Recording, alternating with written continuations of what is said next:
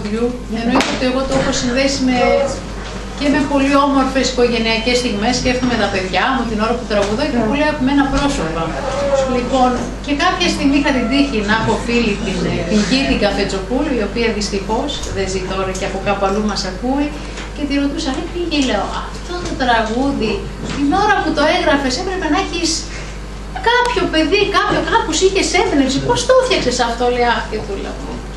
Δούλευα στο 18 άνω και θέλοντας να δώσω δύναμη σε μια κοπέλα, της έγραψα την Εράιδα.